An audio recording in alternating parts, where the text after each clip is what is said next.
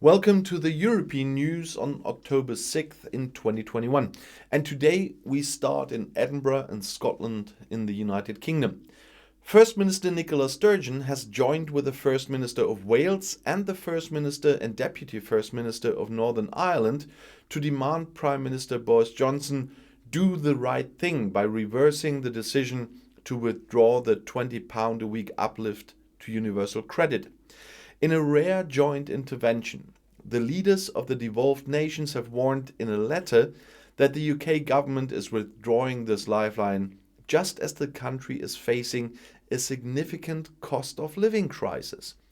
They have urged the Prime Minister to consider the moral, social, and economic harms of this cut and do the right thing and reverse his government's decision to withdraw this funding, which will harm around 6 million people across the UK. The First Minister, along with Welsh First Minister Marc and Northern Ireland's First Minister and Deputy First Minister Paul Givan and Michelle O'Neill, say the move, which comes into effect today, is short-sighted at a time of increases in the cost of food and fuel, rising inflation, the end of the furlough scheme, and imminent rise in national insurance contributions. So, First Minister Nicola Sturgeon said about this, "I do not think there has been anything quite so morally indefensible in UK policy in recent times as the proposed cut to universal credit.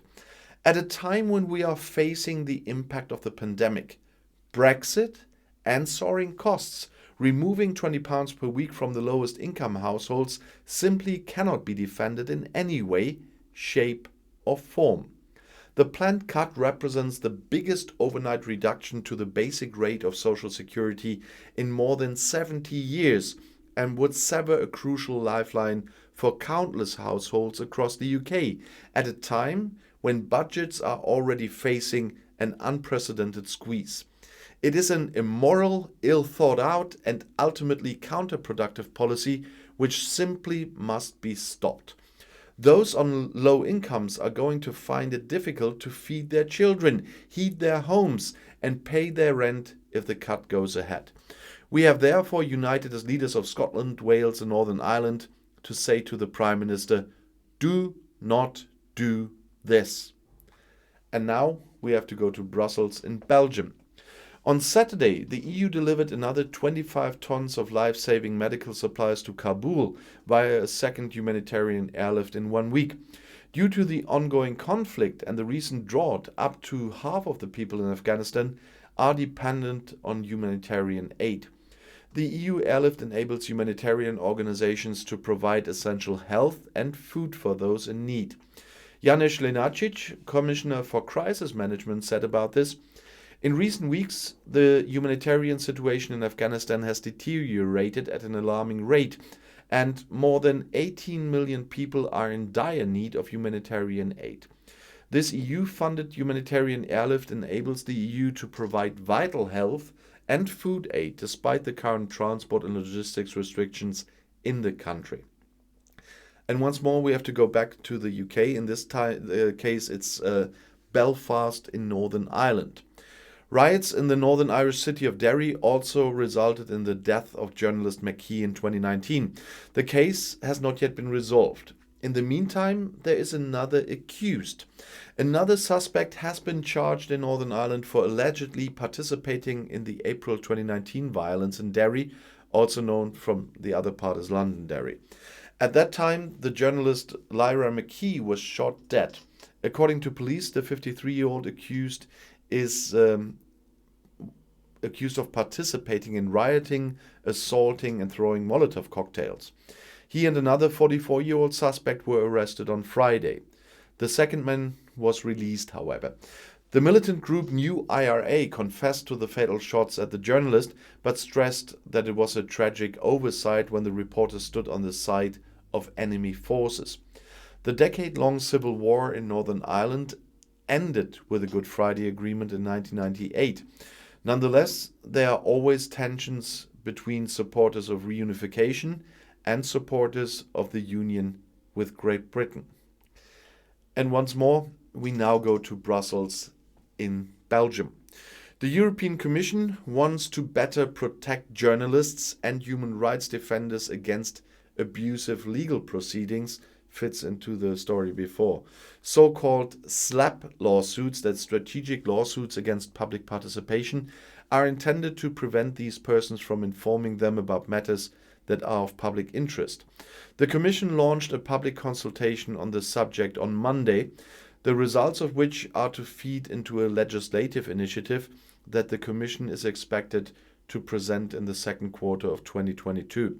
Interested citizens, as well as representatives of the member states and civil society, can express their opinion until January 10th in 2022. And one more time we go to the UK, but this time to Cardiff in Wales. As 12 to 15-year-olds across Wales start to receive their COVID-19 vaccinations, the Health Minister confirmed they will all be offered a vaccine by the end of October half term. All 12 to 15-year-olds will be invited by letter to have the vaccine, and the majority being administered at mass vaccination centers. In some areas, vaccination will be carried out at schools. Some of the most vulnerable 12 to 15-year-olds in Wales have already started receiving the vaccine, and all health boards will have started rolling out the program in their areas this week. Health Minister Eluned Morgan said about this, "Vaccines remain our strongest defense from the virus, helping prevent harm and stopping the spread of COVID-19. Some studies have shown 1 in 7 children who have been infected with the virus are thought to have also developed long COVID. And that's no fun, I can tell you from personal experience. We have provided resources and information to help this age group make an informed choice about vaccination. I encourage parents, guardians, children and young people to discuss the vaccination together." And Dr. Jill Richardson, Deputy Chief Medical Officer for Vaccines, added, "We have seen the benefits that come from having as many people as possible vaccinated. After careful consideration of the evidence, the 4 UK Chief Medical Officers recommended the vaccination of healthy 12 to 15-year-olds after consultation with experts such as the Royal College of Pediatrics and Child Health. They concluded that the health benefits, combined with the additional benefits of reducing educational disruption and effects on mental health, meant that vaccination should be offered.